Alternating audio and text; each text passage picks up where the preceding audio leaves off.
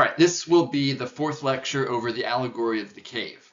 And we'll start just by reviewing a list of socially powerful forces in the world, in particular in the US. Some of the concepts on this list refer to concrete institutions or systems, while other concepts on the list refer to abstract ideas or ideals. The very concrete things on the list, like a working class and an owning class, actually arrange the world, while the abstract ideas, like freedom or capitalism, are used to explain and justify those concrete arrangements. And we could keep adding stuff to the list, right? These are just some of the institutions, traditions, and ideas used to arrange our reality, right? Our economic reality, our legal reality, our political reality, and social reality. And part of your responsibility as a critical thinker is to interrogate the origin and the function of these things. And that's a really difficult task. It takes a lot of reading and thinking to understand the meaning, the history, and the effect of these institutions and ideas on our reality, and whether or not they're actually good for us and society and the world. Right? Making matters more difficult is that nearly all of these institutions, ideas, and arrangements are passively accepted and reproduced as necessary arrangements, normal arrangements, inevitable, natural, valid, and even common sense arrangements. So, for instance, consider the concepts of a legal alien and a citizen, along with the legal and political structures that enforce national borders. And ask yourself this question: why exactly do we consider the American Southwest to be the legitimate sovereign territory of the United States, instead of thinking of it as illegally occupied, stolen land? Right? So was all this territory, which formerly belonged to Mexico, was it gifted to the US by the Mexican government? Or was Mexico trying to invade and conquer the United States? Were we trying to liberate oppressed Mexican people in that territory, and is that how we came to possess it? Right? No, of course not. In 1846, there was disputed territory along the Rio Grande, and American President James Polk, who campaigned on a promise of westward expansion and manifest destiny, provoked an imperial war with Mexico by sending troops into that disputed territory. Or, as Ulysses S. Grant said, right, the main goal of the U.S. Army's advance to the Rio Grande was to provoke the outbreak of war, which is exactly what happened. When the dust cleared, Mexico had lost 1/3 of its territory to the United States, including present-day California, Utah, Nevada, Arizona, and New Mexico. In other words, the United States stole the Southwest from Mexico because it had a stronger military, right? But imperial warmongering is not a very good justification for claiming territory. It's certainly not a very good ethical justification. Yet it was precisely imperial warmongering that produced those very borders which distinguish the citizen from the non-citizen. And so this is a really important question we have to ask ourselves as critical thinkers. Why should the territorial claims of colonizers and invaders be accepted as ethically meaningful claims? Now, it would be one thing if people were honest and said, hey, look, sovereign border making ain't about morality. It's about the power of nation states versus other nation states. That's just how the world works. But then we have to ask, is it even rational and reasonable to adopt that principle, which says, might makes right?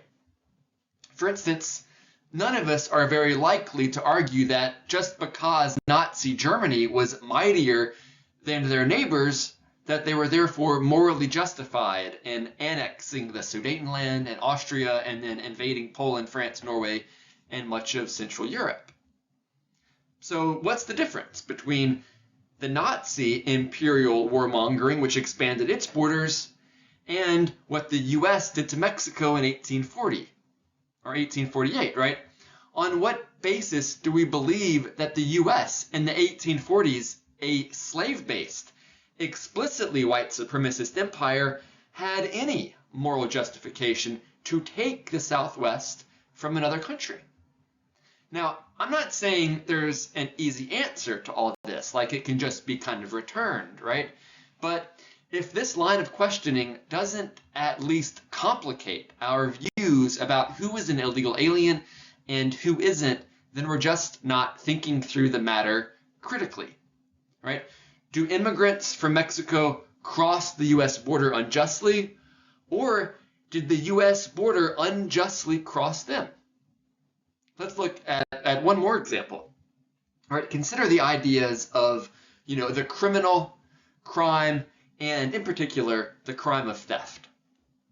Now, local news is almost certain to report on any sort of home robbery in the area, right? And it's sort of like Crime Watch segment. Same thing goes for lots of muggings or whatever else, right? And many people are convinced that, crime waves are out of control. But the slightest amount of research indicates that the overwhelming majority of criminal theft that occurs in this country occurs at the hands of the owning class, right? Big business and corporate employers, right? This fact is drenched in evidence. In fact, the total amount of money stolen from the American worker through various forms of wage theft absolutely dwarfs the amount of money stolen in muggings, burglary, larceny, etc. Right? But how often do you hear about the epidemic of wage theft, right, in your local news Crime Watch segment? And when the political class blusters on and on about needing to be tough on crime, how often are they addressing wage theft? Right? How often is this most pervasive form of theft featured in all of the TV dramas that celebrate the police and celebrate prosecutors and celebrate, law and order? Lawmakers, prosecutors, police, and media, our political, legal, and media institutions are clearly not really doing a damn thing to target the sort of corporate gangs who are waging something of a war against American workers, stealing billions of them every year. And moreover, it's not even clear that we could just fix the problem of wage theft without transforming the entire function of the economy itself. In other words, wage theft perhaps isn't like a bug in the system, but rather an inherent feature of that economic system. Okay, so what does all this have to do with Allegory of the Cave, the shadows, the puppeteers? Well, consider these two questions, right? Who are shaping the ready-made narratives that we absorb when it comes to the problem of crime, right? Who shapes the ready-made narratives we absorb regarding sovereign borders and illegal immigration? Whoever or whatever they are, Plato symbolizes them as these puppeteering forces, right? So human beings, just like prisoners in the cave, are subject to the subtle and intelligent manipulation of their perceptions and beliefs about their world and its arrangement. And so the larger point about critical thinking that I want you to consider is this. When it comes to the meaning of the abstract ideas and the function of those concrete institutions which shape our social, political, economic, and legal reality, consider that their meaning and their function appears to be clear and straightforward, but just doing a little bit of philosophy, a little bit of sociology, a little bit of history shows us that the meaning and the function of these ideas and these institutions is anything but clear and straightforward, right? In that sense, they're sort of like glimmering shadows.